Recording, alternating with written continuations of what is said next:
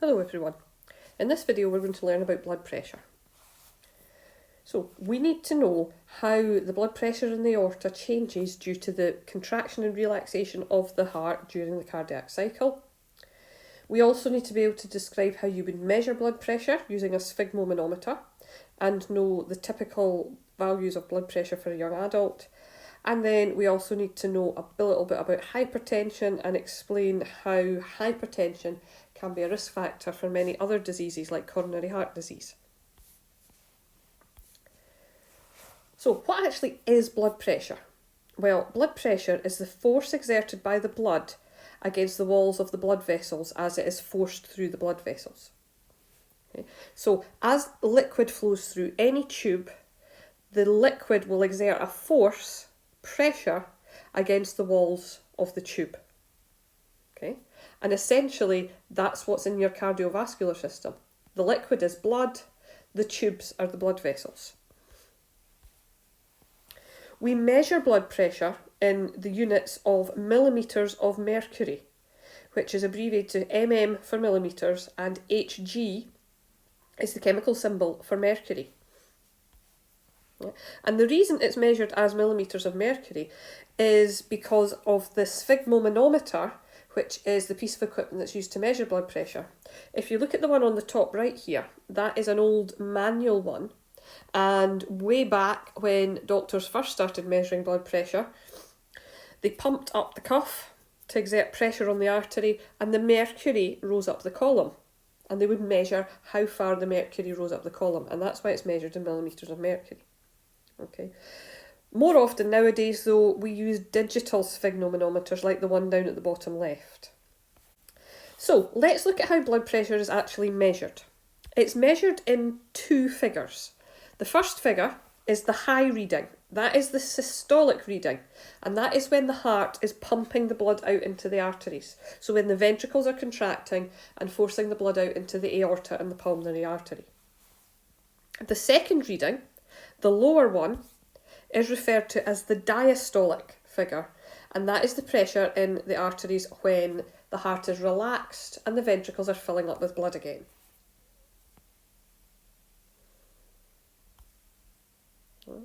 And 120/80 is the average blood pressure for an adult. So, the blood pressure is generated by the contraction of the ventricles.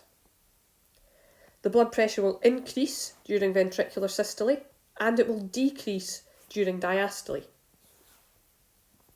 And this is why we have those two figures.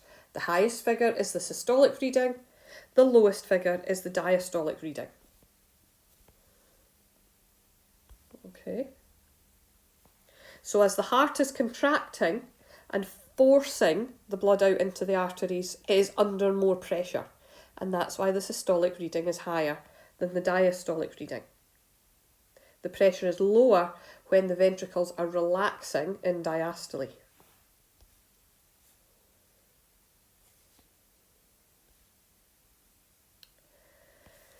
So let's think about how a sphygmomanometer works. Okay. We get the systolic reading first and then the diastolic reading, okay, to give us our typical healthy blood pressure of 120/80. The pressure in the aorta will rise and fall during each cardiac cycle due to the pumping action of the heart. Right. And as we've seen before, as blood travels round your circulatory system, by the time it gets to the vena cava and is just about to re-enter the heart, the blood pressure has dropped to almost zero. So how do we actually measure blood pressure? Well, I'm sure you've all seen this happen before. You put a cuff on the arm, the cuff inflates and it actually stops the blood flow in the artery. The cuff is then deflated. When the blood just starts to flow through the artery again, that can be heard by a pulsing sound, and that gives you the measure of the systolic pressure. Once that pulsing sound goes away and the artery is completely open and the blood can flow freely again, that gives you your diastolic pressure. So this diagram shows what happens.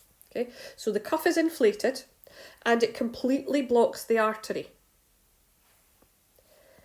The pressure in the cuff is gradually reduced, and that can be heard if a stethoscope is pressed just in the crook of the arm. That will be heard as a pulsing sound. So the pressure at which that pulsing sound starts gives you the systolic pressure. And then as the pressure is gradually released in the cuff, the pressure at which that pulsing sound stops, that means the artery is completely free again.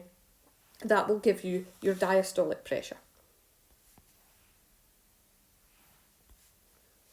Right. So, your blood pressure can give a good indication of the health of your cardiovascular system. If your blood pressure is too high, it means that your heart is becoming overworked. It's having to force the blood through the blood vessels much harder than it should. Okay? And that means you're much more likely to have a heart attack or a stroke. Right? So here are some of the consequences of high blood pressure. Okay? We've got things like stroke, heart failure, can also cause vision loss because it can affect blood vessels in the eyes, can cause kidney disease or kidney failure if the arteries going to the kidneys become too narrow. The kidneys stop working properly. It can also cause erectile dysfunction because it reduces blood flow to the penis. The medical term for high blood pressure is hypertension.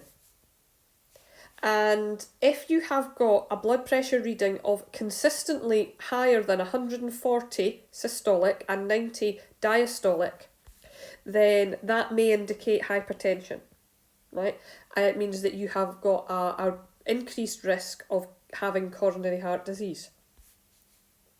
Okay, so a doctor would want 3 or more raised blood pressure readings before they diagnose hypertension. Okay.